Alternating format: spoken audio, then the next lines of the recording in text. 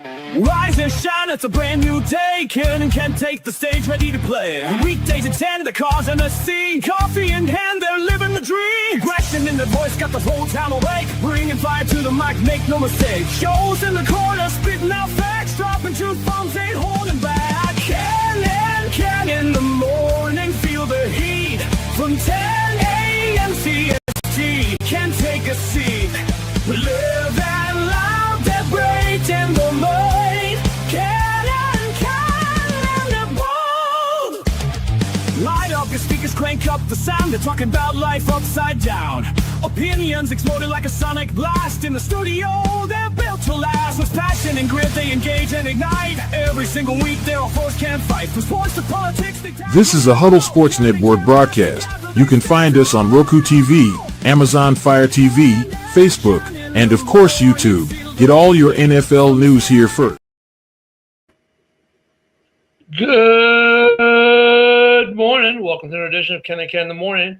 And there's Ken. And oh, wait a minute. I see a Timu Joe Rogan. It's Joe. Good morning, Joseph. What's going on, guys? What up? It's Thursday, is it not?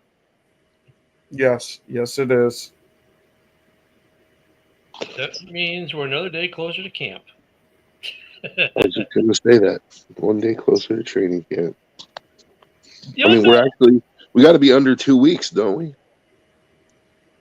Yeah, we are. Under 2 weeks to training camp. Let me get this last one out. You know what, though? It's what's been interesting to me this offseason compared to last offseason. Now we've done this for 2 offseasons straight. As we decided to go daily. This offseason, at least there's a lot more going on in terms of news, in terms of activity in the NFL. It wasn't like, and some of it's not the NFL. Like, look at Netflix releasing Quarterback when they did was brilliant, right? It kind of cut away all the clickbait crap and gave us something else to talk about as fans of the game and of the players, and just whatever writer for whatever periodical decided to do clickbait. Your team to cut $42 million star because they like the wrong soft drink. Because that's how stupid the clickbait can be sometimes, right? Some of this stuff is just so stupid. Oh, hey man. I am very interested in knowing what soft drink my player chooses. And if it's the wrong soft drink, that motherfucker better get the fuck out of town. So what's the wrong soft drink? Dr. Pepper. Oh, you're fired. Get him out of here. Dr. Pepper. That's some good stuff right there. What are you talking about, Ken? It's not my favorite, but I like Dr. Pepper. Yeah. Never liked it for whatever reason. Why don't you go kill some puppies while you're at it? Okay, let's go.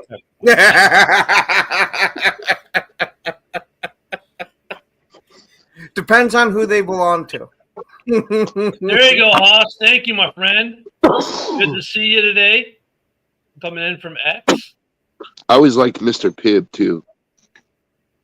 Yeah, Pibb's is the alternate version if you can't get Dr. Pepper, right? Because Pepsi, Coke, whatever.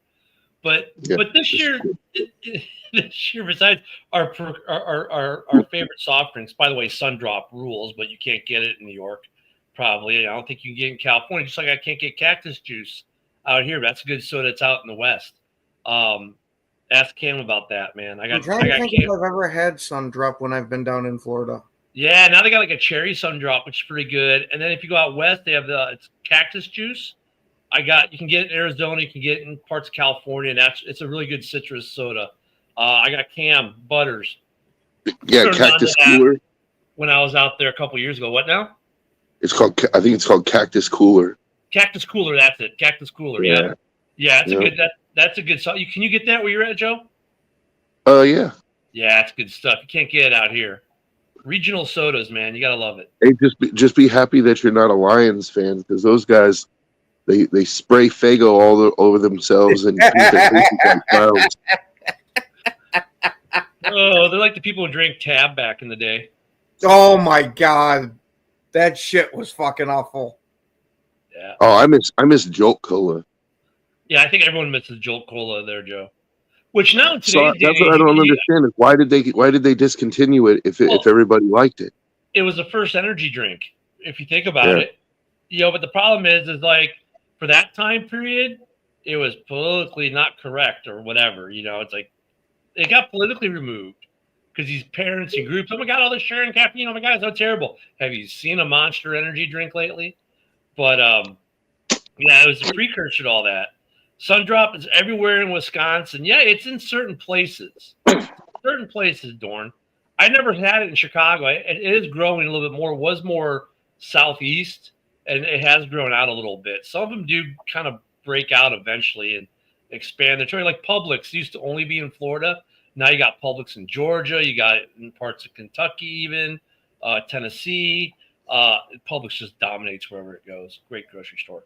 But it's funny with the regional drinks. Like, well, that's like something you can't get out McGillicuddy's. You can't really get that out of Wisconsin. McGillicuddy's is pretty good. Dorn knows what I'm talking about. Ken might have heard of McGillicuddy's. Wait. You're talking about that insanely sweet fucking alcohol shit? Yeah. God, I drank that one time in my life and never again. The rot gut you get from that shit.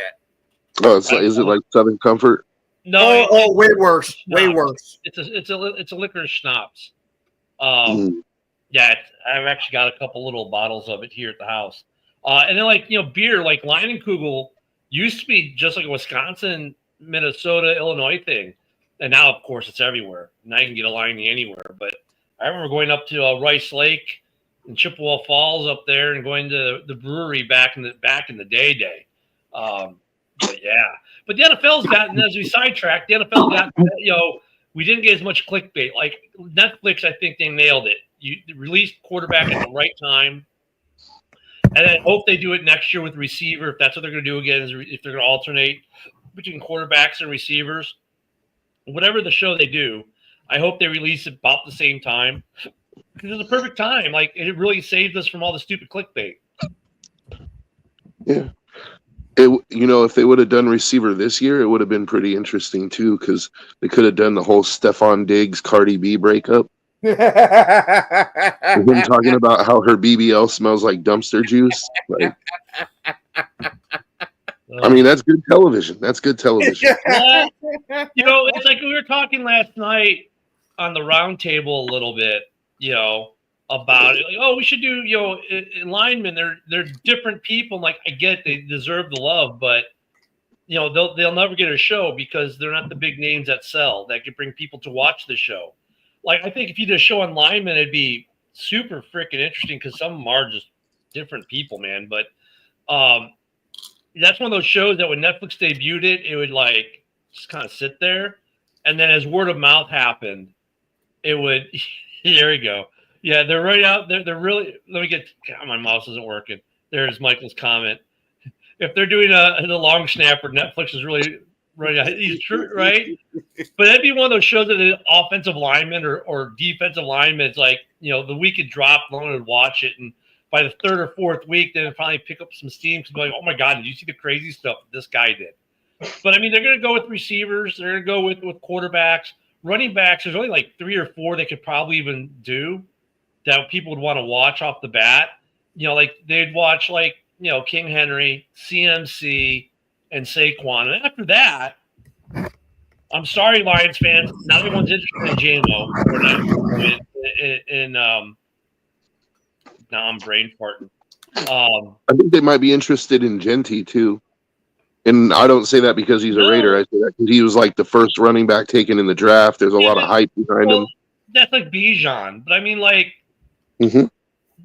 they don't really do rookies, though. They're doing established stars in the league. And the problem with running back is Jahmyr Gibbs. Everyone says, oh, they should do one of Gibbs. Why? No one outside Detroit cares. You got to find the reason why people watch this show is because everyone knows Joe Burrow. Everyone knows Goff. Everyone knows these wide receivers. There's only 3 or 4 running backs who fit that category. Where league wide people would watch, but no one cares about Detroit's running back or Chicago's running back or Green Bay's running back. Even though he could be one, he's close to being there because of his, what he did with the Raiders and then what he did last year with the Packers.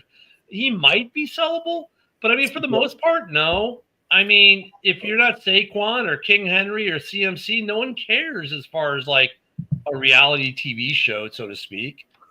And so it's I get why Netflix did what they did because, like, look at tight ends.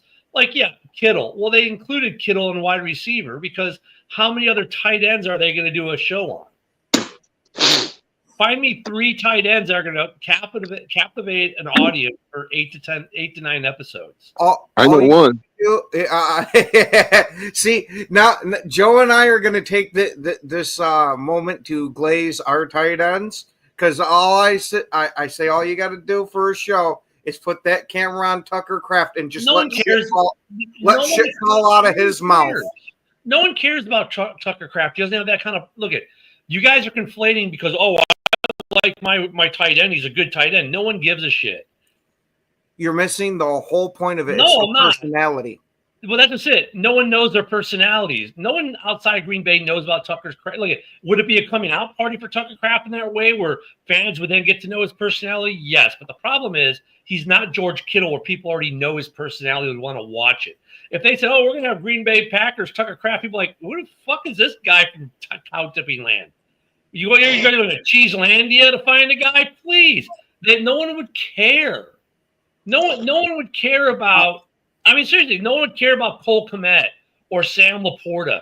No one would care because no one knows their personality. Are these guys good, all good tight ends? Yeah, they are. But they don't have a personality that's going to draw ratings off the bat. Now, look, I'm not saying that they don't have personalities. That, you could be right, Ken, but the problem is no one knows them now. And so no one's going to start watching when the show comes out. And that's what Netflix, look at. They want, the show comes out day one. They want X amount of views. Those guys aren't going to deliver that. All you got to do is put him on that little intro, and that'd be enough to suck people in. For the Packer fans, that's about it. No one else would give a shit. You watch You're the way some dude in New York is going to care about Tucker Kraft. No, he's not. They don't know that he's not a personality in the NFL. If you look at who they pick, these guys have big NFL personalities that are talked about all the time in the NFL among fans because, a variety of things, right? The only tight end that people would care, 2, Kelsey and Kittle are the only 2 of that kind of name wreck. That's it. After that, for tight ends, you may have a great tight end. You may think of a great personality. He's a little wacky and wonky and fun, but no one else outside of your fan base knows nor cares. So it's hard for Netflix to sell that show. I do think people are starting to know the name of Brock Bowers, though.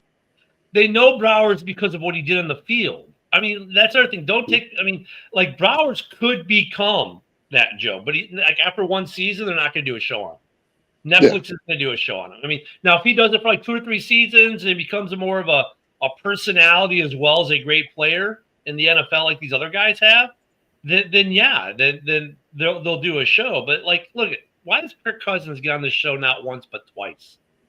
I mean, think about it. Ned Flanders, right? Because he's a huge personality in the NFL that a lot of people talk about for a lot of different reasons. Like, so until you do that, that's what I'm saying. At tight end, there's like 2. At running back, there's 3, maybe 4. Josh Jacobs is on the peripheral of that, right? But no one cares about DeAndre Swift outside of our division to watch a show on him. He's not that big of a player. That's why they're going with quarterbacks and receivers because they're all big names. Now, there's some defensive ends you could do possibly. Myles Garrett, pick a Watt, pick a Bosa, right? I mean, there are some guys that you might be able to sell a show. Remember, we can't conflate because the guy's a good player means he's going to sell a TV show. See, actually, Brock Bowers probably wouldn't be very entertaining because he's like a really humble and kind of quiet dude. So, he probably wouldn't make for great television. Max Crosby would. Max Crosby would make for great television. Yep, I'm with you there, Luca.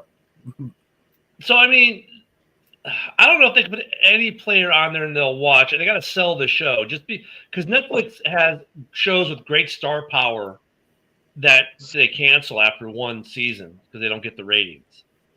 I mean, But the star power, though, is like you just can't take some tight end from Wisconsin or Chicago who doesn't have a big personality that's been out there like, let's say, Kittle is, and expect people to watch the show for 8 episodes. They should have got Steamin' Willie Beeman. What up, Jack Wagon? Willie Beeman. You don't remember that movie, dude? Yeah, I do. Any Given Sunday? Oh, come on. Yep. Willie Beeman. Marcus Mariota was trash and not a star, but he was highly talked about by a lot of people. He was talked about by being, terrible. No, once again, you're conflating. A lot of people you're conflating football skills to marketability for a TV show. Mariota had a lot of other things going on that made him talked about and a celebrity. We're not talking about are these guys good NFL players. We're talking about their celebrity.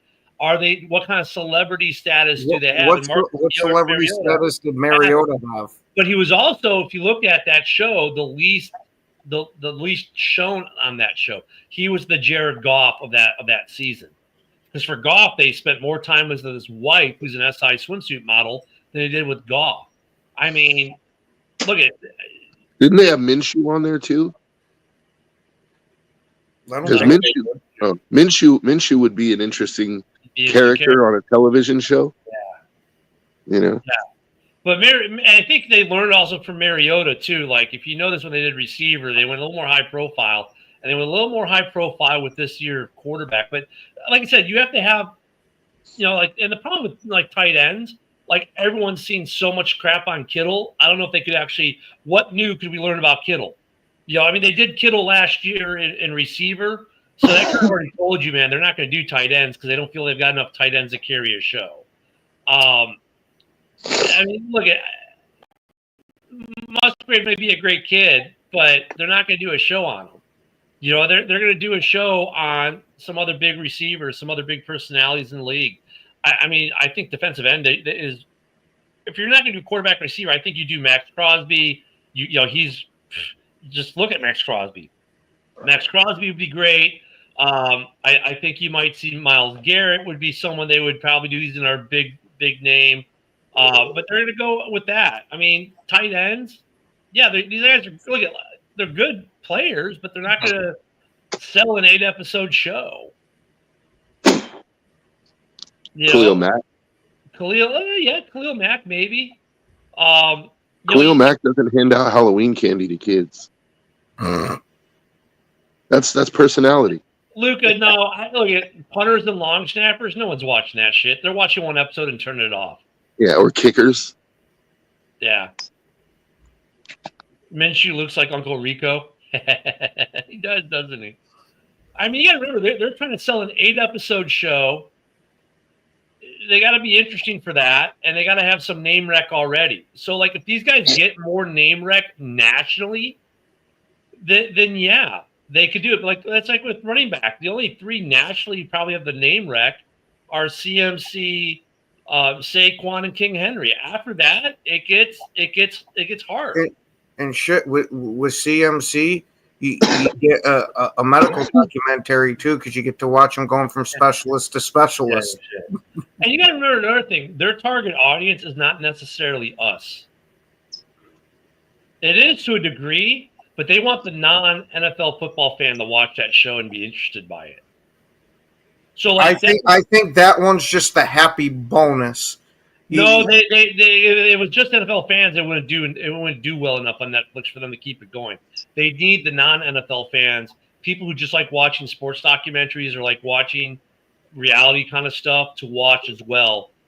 They can't live off of just us. We're not big enough audience. I truly believe that if somebody's watching it because it's a reality thing, there's way more than enough reality shows on Netflix for them to tune into quarterback or receiver to get their reality. I'm telling you, I have a little insight on this because a family that works in the industry, they need to have non-NFL people watching this show. We're not a big enough market share.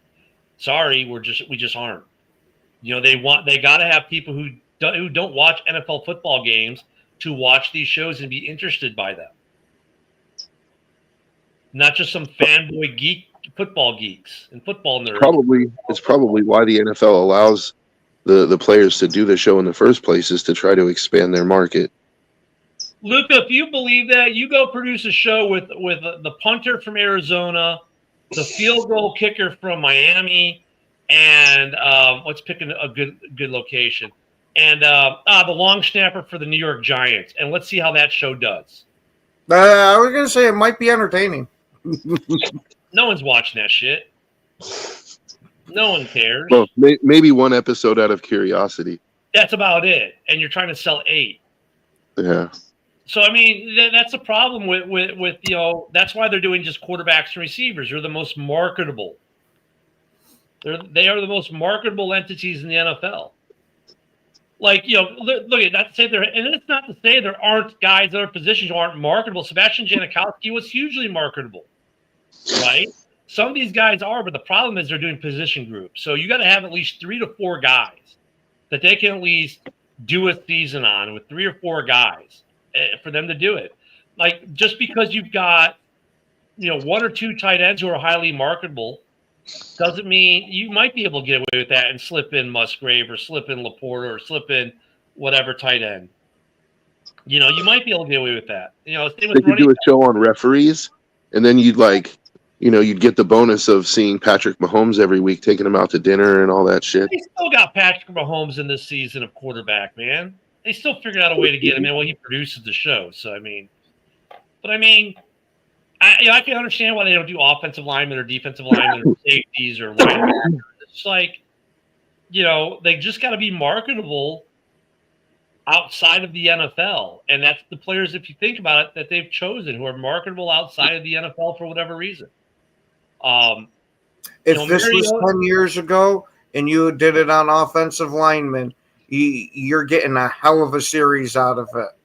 Because now, instead of drinking and going out and doing a whole bunch of dumb shit, you got these offensive linemen going fishing or doing just regular mundane tasks. Yeah, that's you don't hear about the guys going crazy anymore. Like, Kirk Cousins works when he does mundane tasks because it's Kirk Cousins. You know what I mean? It's just the whole flip persona of this guy from doing the surf and sway to let me get a Roy Rogers. I mean, the dichotomy of Kirk Cousins is why he works. But I mean, I do. Going back to the original point, that what's great about Netflix doing this show is they dropped it at the perfect time. No OTAs. There's not much going on in the NFL. It's just basically a bunch of clickbait about how the Vikings are mad at Justin Jefferson because he bought another chain and might cut him. Like that clickbait crap. We don't have to deal with it, where we at least get some kind of content, NFL related, that we could watch that isn't stupid clickbait. You're watching an offensive lineman. Yeah, no, it wouldn't. Not in this political climate. Oh my God, he's overeating. What about the poor people? Oh my God. Oh my God, look how much food he got. That's just not right. Yeah. No, I mean, I just love that we got NFL content that we could talk about for a few days that wasn't clickbait. Let's see what happens if I open up my web browser real quick. What kind of stupid clickbait am I going to get?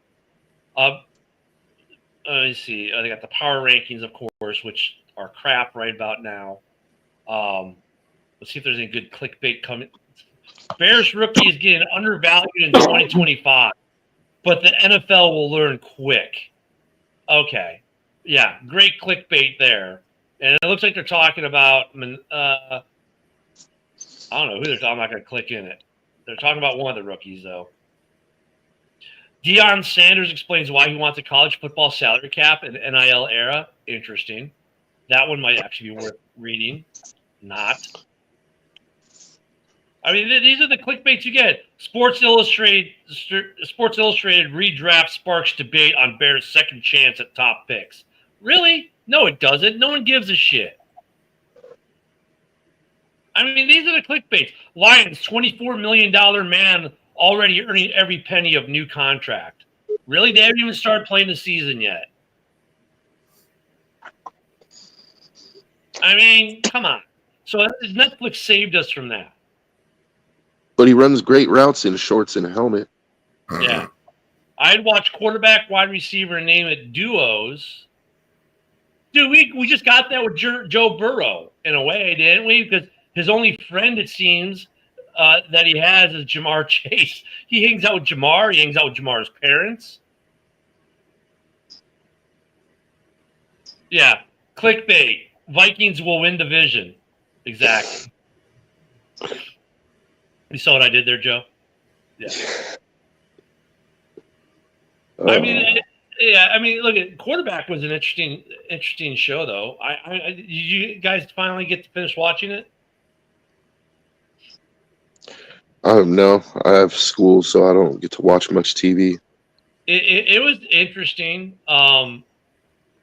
It was another good series. I mean, what I like about you get kind of like a little bit of the Hard Knocks, except you don't get Liv Schreiber. They could definitely add some Liv Schreiber, and I wouldn't complain. But it was a good show. I mean, a little more insight. You know, you get to see how. I mean, Kirk Cousins was interesting. Joe Burrow had some moments, and Goff, his wife. You know, not much to say about Goff. They spent a lot of time with his wife. It was funny though how Goff was trying to show out for the show, like, and his wife called him out on it. Like Christmas, she's like, "Yeah, I'm the one who does all this normally, but you know, because the cameras are, he's trying to decorate the tree." And she's like, "Yeah, normally I do this." And he's like, "Yeah, I went out in the woods and cut this down," and she just shook her head, starts laughing at him. I mean, she was diming him because he was showing out for the camera, and she was diming him out right there on camera. It was classic. That was fun. So we'll see who they do next year. I bet it'll be wide receivers again. I don't see them doing another position group, honestly. But quarterbacks seem to be a lot better of a show than wide receiver was. I think it's just easier to shoot the quarterbacks than it is the wide receivers as far as game and practice footage. They're easier to track. But no, it was a good series. Thank God it saved us from some clickbait. Going into the season, there's, you know, I mean, the NFL is television too, if you think about it. So, like, there's a lot of interesting storylines in the NFL this year too. Like, think about the Carolina Panthers, for example. Like, Bryce Young all of a sudden starting to look like a quarterback. Like, you know, how does that pan out this year? Like, they had a good draft. Like, that's an interesting storyline, right? The Falcons and the whole Kirk Cousins, Michael Penix situation. Like, Penix started to look good at the end of the season. Do the Falcons make that jump to where they, like, you know, possibly compete with the Bucs for the division, or like what happens there? And then when you go even further with Atlanta, after watching quarterback, you realize, oh well, Kirk, you know, that game against the Saints where he hurt his shoulder and his elbow, so now he's down a shoulder, an elbow, and an ankle. Okay, so is there going to be a quarterback controversy? You know, like they're not. I mean, dude's like was the consummate team guy by running the practice squad when they made the change and did things you should do as a pro. But dude, he doesn't want to be the backup. He wants to be the starter. There's going to be a quarterback battle in Atlanta.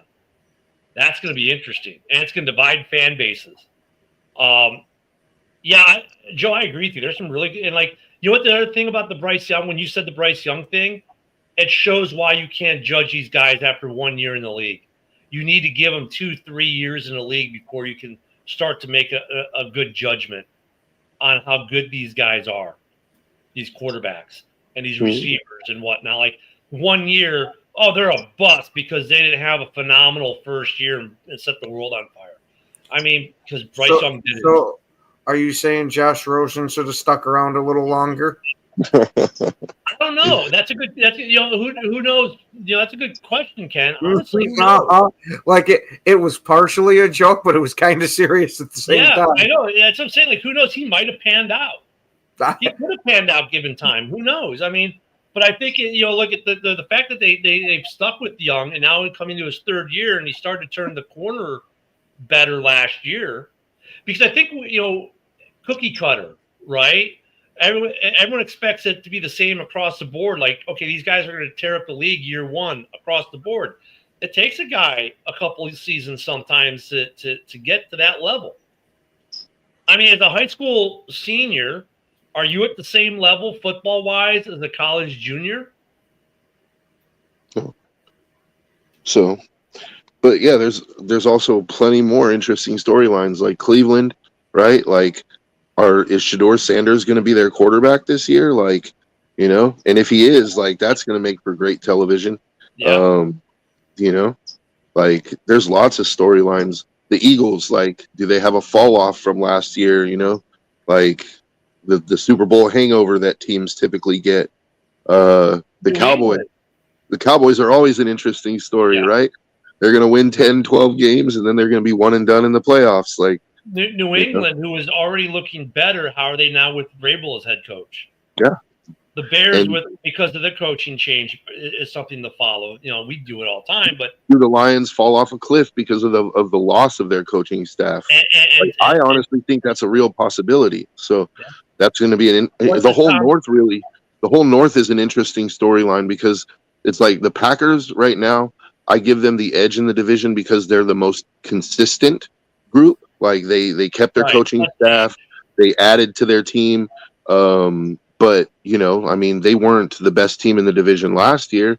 Like, so, it's going to be interesting. The Bears, I expect them to be better, but how much better are they going to be?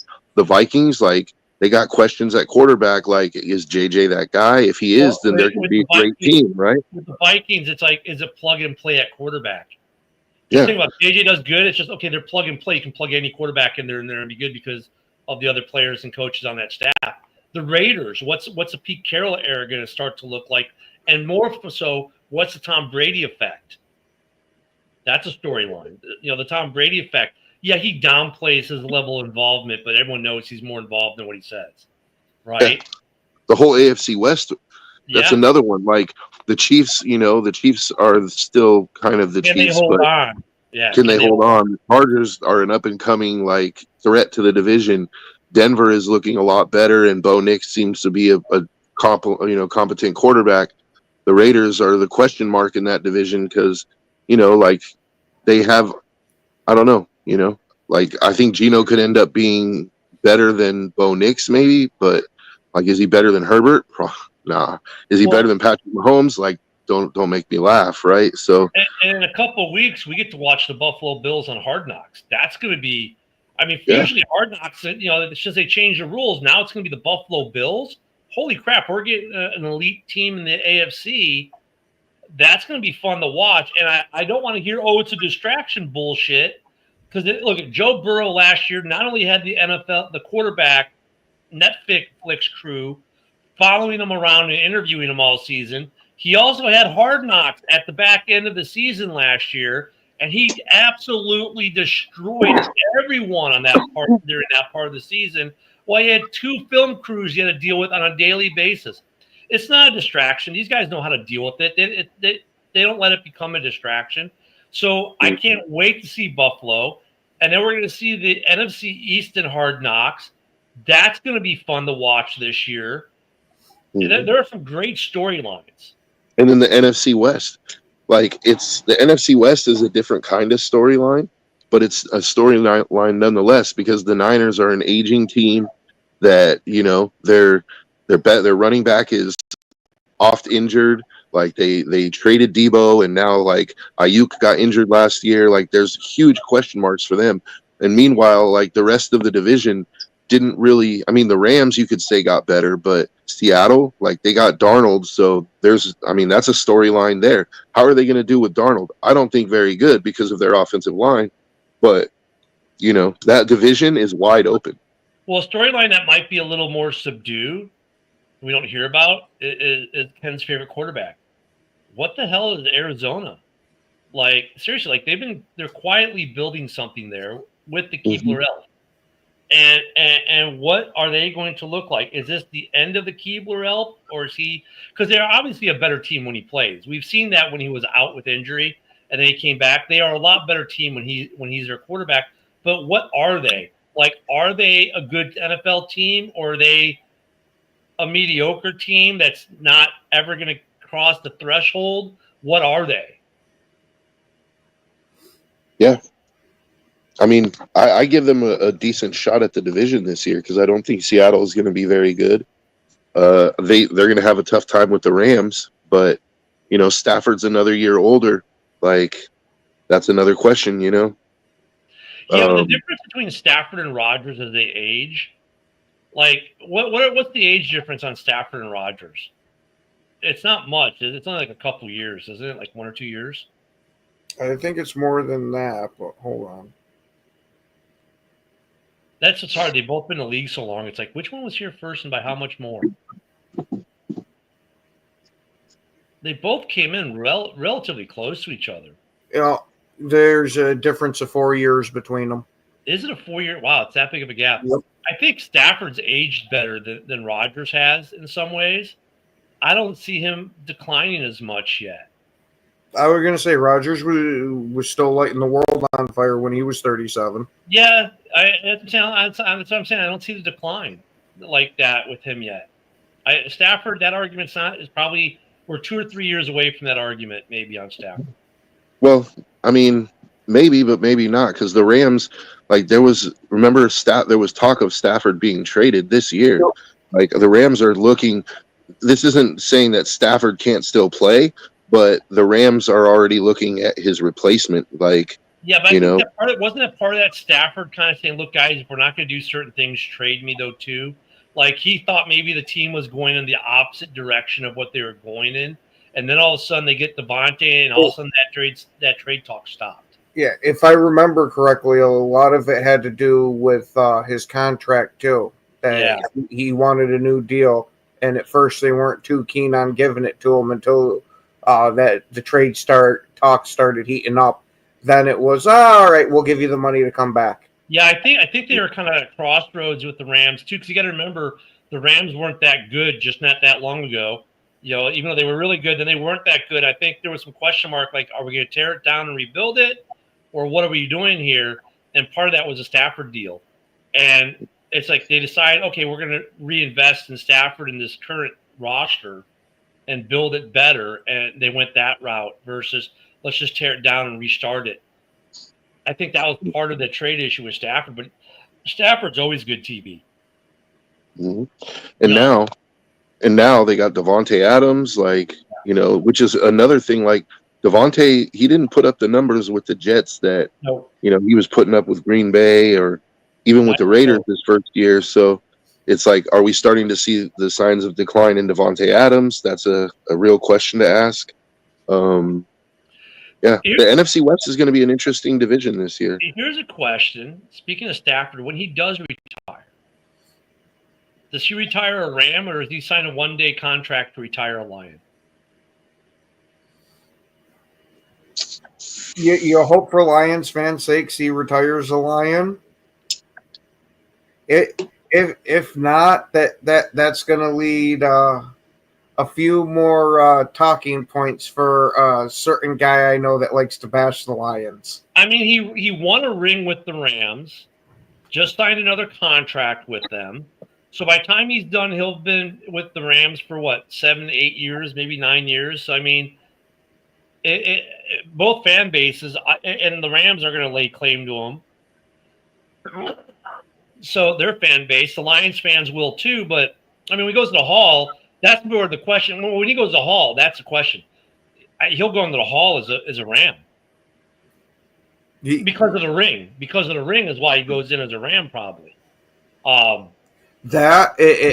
Mitch brings up a hell of a point too, is that the Lions fans turned their back on him quick as shit as soon as he left. Well, yes and no. I mean, he doesn't have Kirk Cousins type of love, but he's still got a lot of love in Detroit.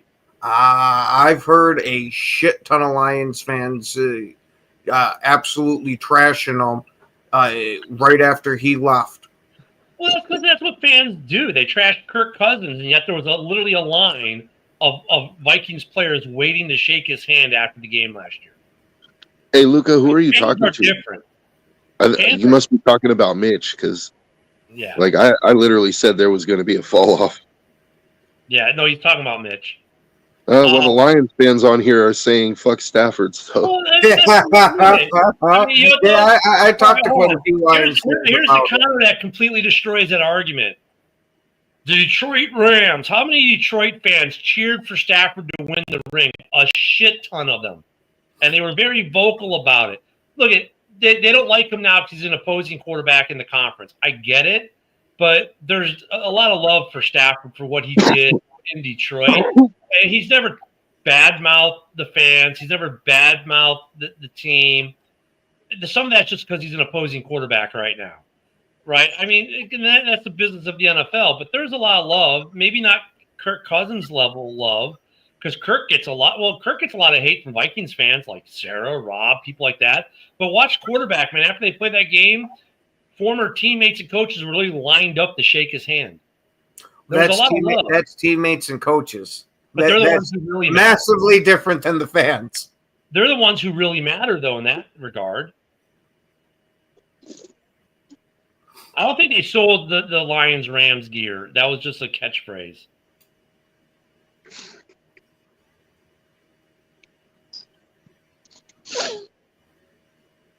Oh, here we go. Yeah, I love Mitch. Mitch always makes these arguments. What's up, Nick? What's up there, Nick? Oh, I mean, there's some great storylines this year. Mitch is going to be one of them with the Lions. Because, look, if the Lions fall off, we're not going to see a lot of Mitch. If they don't fall off, he's going to see our told y'all.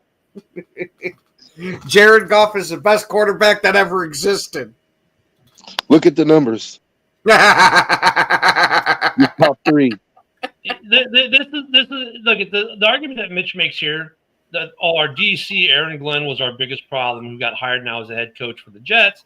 I mean, look, that's a common argument that Lions fans make, that and the 40,000 injuries they had last year. I get those arguments. But dude, you lost your OC, and but we brought a guy in from the organization. Okay, fine, that's a nice mitigator, right? You're not gonna have to change. You're not changing much operationally, like how practices are run. Maybe there'll be some minor changes, but the big thing is you're changing the play calls. You're changing the intuition, the intuitive timing of, I should call this now. You're changing design in some ways because, he's not designing the same plays Ben Johnson designed, right? The creativity aspect of it. I mean, Ken and I both, are on the show every day. That doesn't mean we have the same creativity levels, right? So, if we bring Bear fan Mike up here, or Mike the Bear fan, it's completely different. Oh, but we're from the same fan base. It's continuity. They're both Bears fans. That doesn't mean jack. So, I mean, I think there's going to be fall off for Detroit in subtle ways like that. Like the play calling will be a little different. Some of the designed trick plays and stuff like that aren't going to be there like they were in the past. Some of the magic is going to be different. Now, look, could Morton maybe do some cool, innovative things and be a positive for him? Yeah, there's a possibility, right? But I mean, you can't say everything's going to be the same in Detroit and they're just going to keep chugging right along. When you lose your play caller and play designer, you lose your defensive play caller and play designer, you lose two starting linemen, your center and a guard, and now you're going to replace them with what? You're going to put two rookies on that line, and your line's been declining for the last 3 years. They've still been really good, but there's been a measurable decline on the play of that line, and you're going to tell me there's no drop-off? Dude, they're in a perfect position for there to be a lot of drop off. Yeah.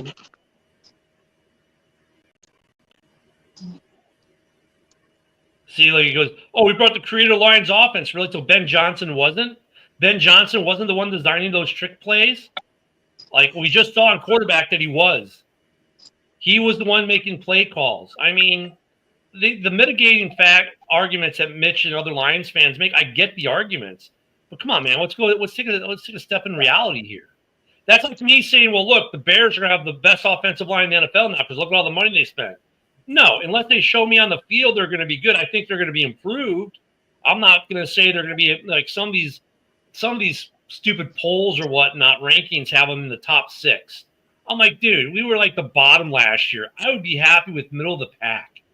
You know what? I look at the Bears offensive line like I look at the Packers defense last year. Ken, you remember this? I said if the Packers defense ended like if they got went from 25 to 20, that was good. If they went to 15, that was great. And you guys ended up being top 10, right? Top I'm gonna five, take I'm going to take the same line with the Bears offensive line. If they can go from like wherever they were, 28 or 30 to like around 20, great year. Phenomenal, right? If they can crack the top 10, lights out. This team has won more games than we ever thought they'd win this year. That's kind of the stance I'm taking with the offensive line, that same pragmatic approach. Because you got to show me. Just because you've done things in the offseason doesn't mean it's going to translate. Hell, if they were, the Bears would have won a lot more games than they did last year because they had a lot of talent on that roster. A ton of talent on that roster. Talent that any other team would pick up in a heartbeat. And what they do with that talent? Nothing. Sean Payton's system is so outdated. Dan Campbell blowing off dust at old playbook. Okay, I'm not so sure what that means there. But okay, John? What he's saying is Dan Campbell's now going to be calling the plays with the old playbook that Sean Payton used when he was a coach under him. Did Stafford ask to leave Detroit, or did he just agree to leave Detroit? I think he might have actually asked. I don't remember for 100%. And if he has, I wouldn't blame him after, 12, 13 years he was there and then not doing shit. I don't blame him.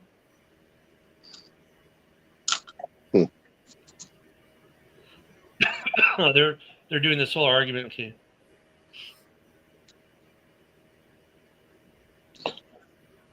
So was Morton on the sideline calling plays last year, Mitch?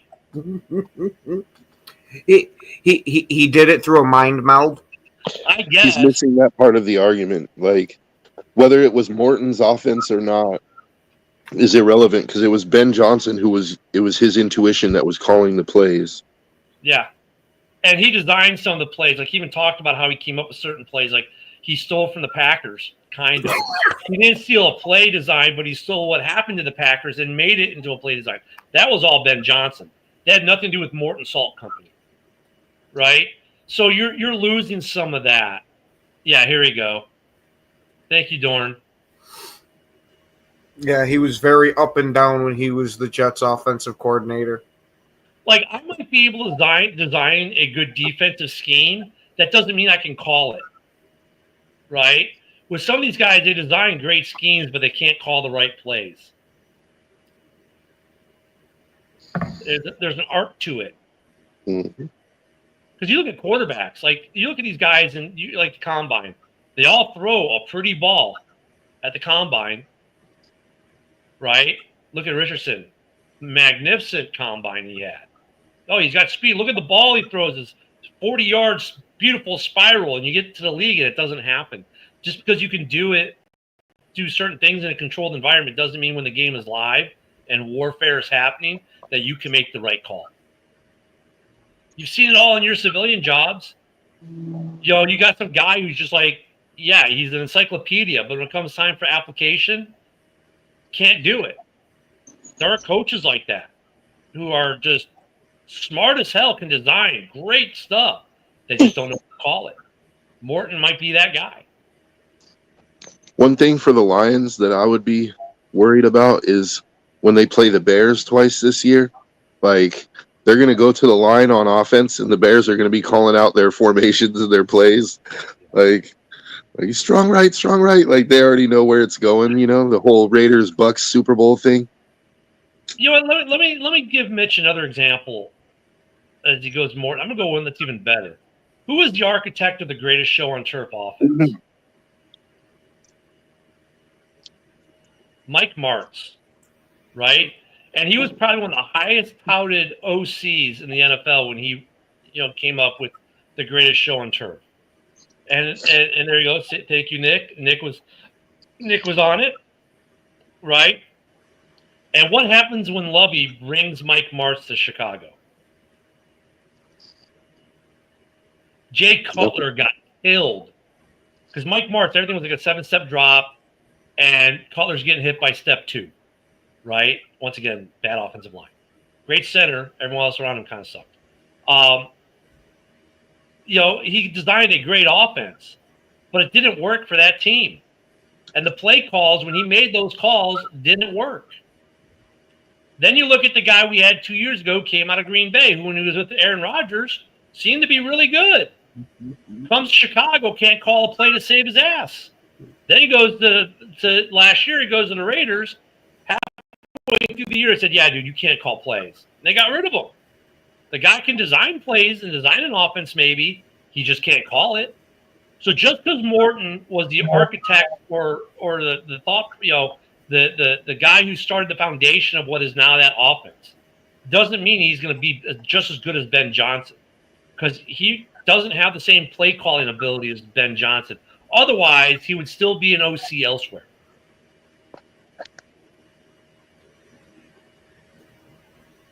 God, the OC we had last year was terrible. Yeah, I don't think Morton is going to be. Dude, does Montez Sweat play more than 6%? Dude, does Montez Sweat play a season where he's not on the injury report every week this year? That's the bigger question. Forget third and fourth downs. The dude was on the injury report the entire year. I think he had like really bad turf toe or whatever it is. I mean, that's the bigger issue with Montez Sweat. Can he stay off the injury report this year? Kudos for the guy for trying to play, but yeah, okay. So wait, Martell, Hall of Fame quarterback, running back, 2 wide receivers, one of the best left tackles in the 21st century. But you know what though? With the Hall of Fame quarterback, Kurt Warner was not that good when he was at the Rams. He really was a great quarterback by the time he ended his career with the Cardinals. He was a average to better than average quarterback. Remember, he wasn't even going to be the starter that year in St. Louis. He was going to be the backup. He only played that year because their starting quarterback got hurt in the preseason. In the last week of the preseason, he gets hurt. So Warner, while he had a pretty good year, it was more of the other things around him that made him. And look, to his credit, though, he became a great quarterback by the time he retired.